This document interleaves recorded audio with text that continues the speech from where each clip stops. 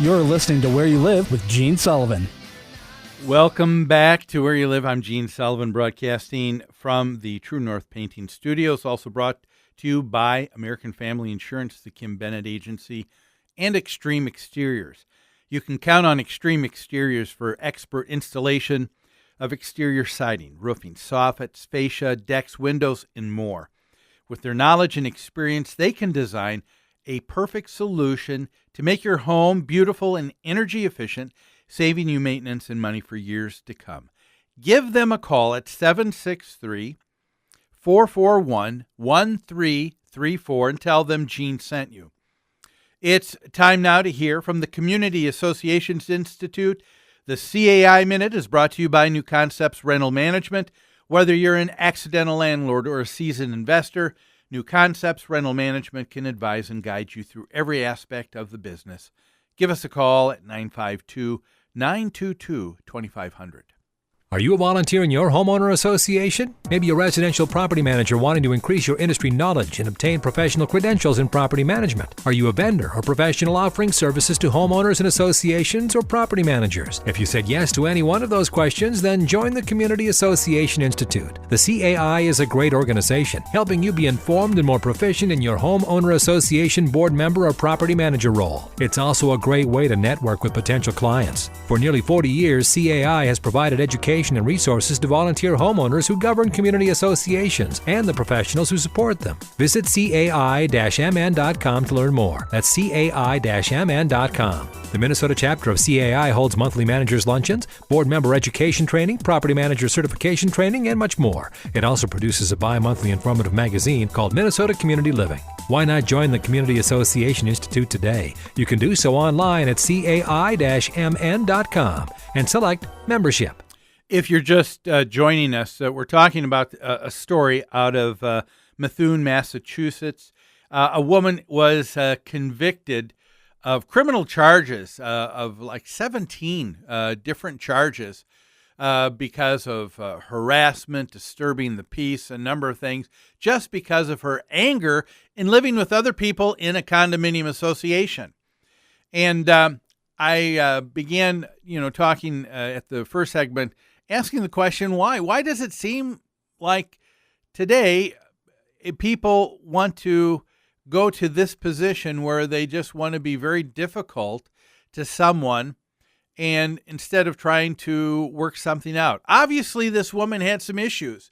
She was upset about her neighbors because she was directing this behavior to the people around her. And the neighbors didn't have any clue what it was that they were doing or what was happening, but she was doing it in such a consistent, very intentional manner.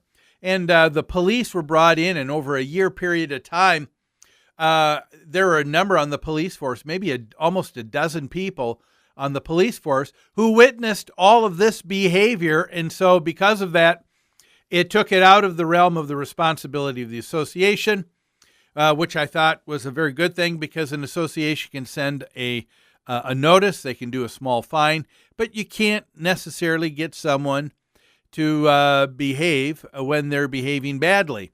But the police in any city or municipality where the property is, they do have police power, police authority, and that is so much more effective. That's what happened here. She ended up going to jail. She ended up having a criminal trial. And so this wasn't a civil case where the association had to sue the individual. It was brought on by the city attorney because of her behavior. And it is just really too sad that people have to do this. I've seen it quite a bit in my almost 30 years in managing homeowner associations. People will just kind of get all ginned up right from the very beginning. While we were on break here, I went online just to get a couple of quotes about anger. Some of these are really good. Let me just share one or two with you. A gentleman by the name of Sidney Harris said, "If a small thing has the power to make you angry, does that not indicate something about your size?" I like that one. That's quite a bit.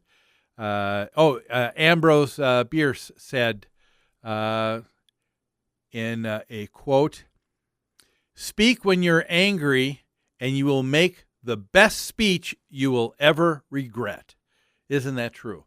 And so here we have this woman. Her name was Barbara Abernathy. She had moved in, and in 4 short months, she had all of her neighbors upset with her in the homeowners association.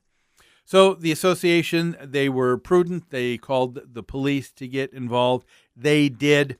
And, of course, during the testimony of this trial, they talked repeatedly. As a matter of fact, they said that there were several homeowners from the association that took the stand, and well over 8 police officers who took the stand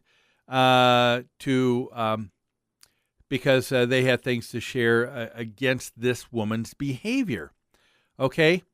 And so it looks like because of all of this, the judge said, because of all of these acts, and you may think that slamming some doors, repeated stomping, cabinet door slamming, yelling and screaming and doing it consistently is no big deal.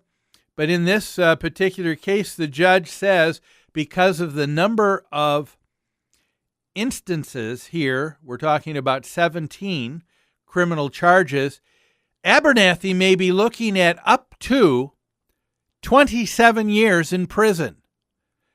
27 years in jail because of her behavior.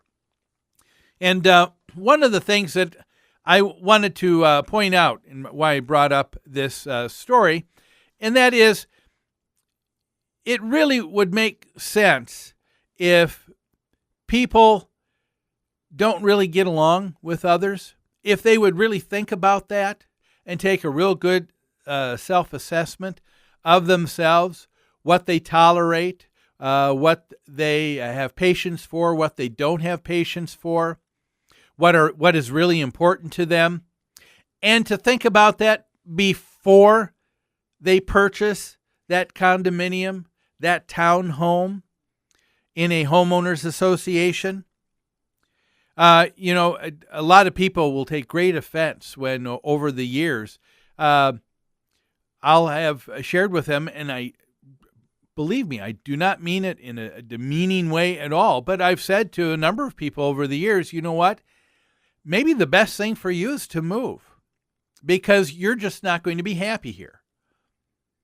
In a homeowners association, you're entering into a private contractual agreement with all the other homeowners, and part of that is that the rules and regulations that you develop together as a community, as a group, as a building, as a group of buildings, is something that you take an oath and a promise that you're going to all abide by it because you want to be good neighbors.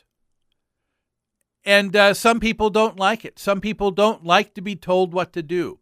Some people don't like the fact that things are going to be more restrictive. Well, if that's the case, don't purchase a home in an HOA.